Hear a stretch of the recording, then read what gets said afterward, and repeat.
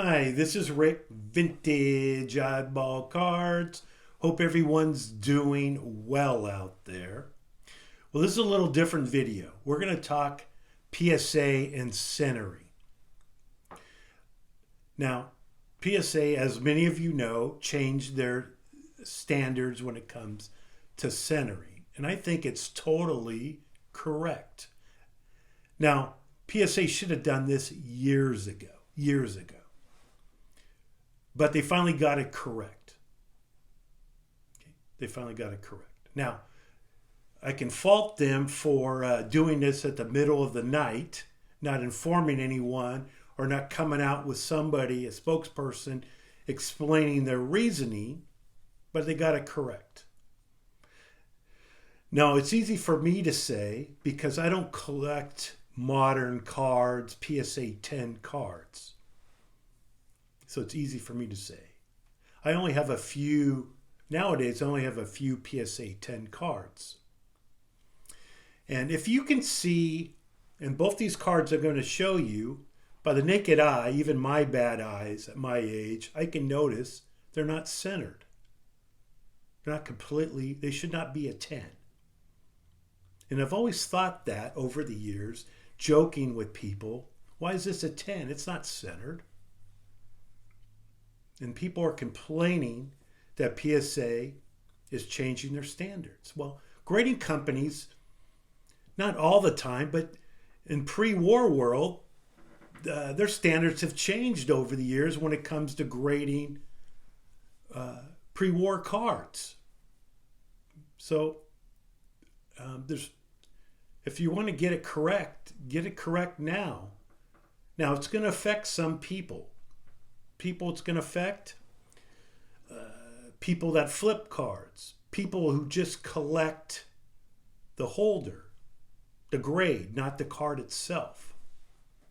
I always thought it was crazy when people, if you pay, you see a SGC card in a 10 and a PSA card in a 10, they look exactly the same. Maybe even the PSA card is a little off center, but people will pay hundreds of dollars more for the PSA because of the grade and because of PSA. So if you're a collector, to me, it's kind of crazy. But again, I live in a different world. I live in the vintage pre-war world where, for me at least, the grade doesn't matter. It doesn't matter. It's the card itself and what the card looks like. So it's hard for me to grasp all these people that are complaining about they're changing their standards. Well, they're changing it for the better. They're changing it for the better. And like I mentioned before, I have a couple cards here I'd like to show you. I only have a few PSA 10 cards, but here's a Madison Bumgarner. Now, these are not expensive, so you're not going to see me buying $1,000 comma cards plus modern cards. You're just not going to do it. I just don't collect that stuff. So probably I might have a different opinion. But here's a card, a Madison Bumgarner card. As you can see, it's not centered. Was it 40, 60? I don't know what it is, but it's not, by the naked eye, by my bad eyes, I can see it's not centered. It should not be a 10. So when you purchase this card, you have to realize that maybe the standards will change for the better. Okay. If you had this card and you had a completely centered card, you would probably pick the completely centered card, right? If they're both PSA 10s. So when you purchase this card, are you buying a card or are you actually buying the grade? Now, I was mentioning earlier that standards have changed over the years. Here's and it's affected me. If I were to sell these 3 cards I'm going to show you. Here's a Bobby Wallace, a T205, in a 2, an older label, older slab. There's a huge crease here that goes through the back, literally. It should be a 1, 1.5 at most. Not just a crease, but just overall. But it's in a 2. So if I were to sell this, I probably would not get a 2 price. And I realize that because the standards have changed. Another one, I just pulled out a few here, and T205 Jimmy Collins, Hall of Famer. Look at this massive crease. This is a 2. I can see it. So if I'm purchasing this card, I'm going to realize that I'm purchasing the card, not the grade. So I'm going to pay accordingly. Here's a more expensive card. This probably was graded around 2000, maybe 10, 15 years ago. A Ty Cobb W551. Now this is not just SGC, PSA, the same thing.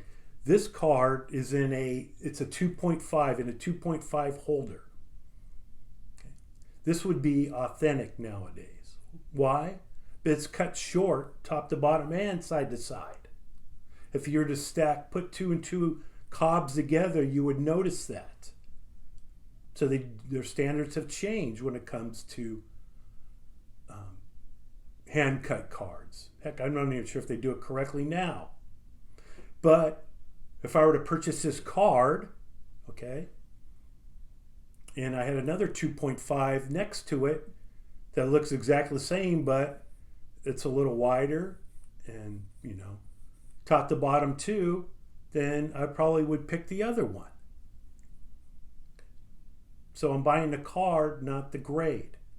So just kind of, I don't know, stay off my lawn, I guess. And I feel bad, I guess, for the dealers, when you have people coming up going, hey, this is a little off center, it shouldn't be a 10.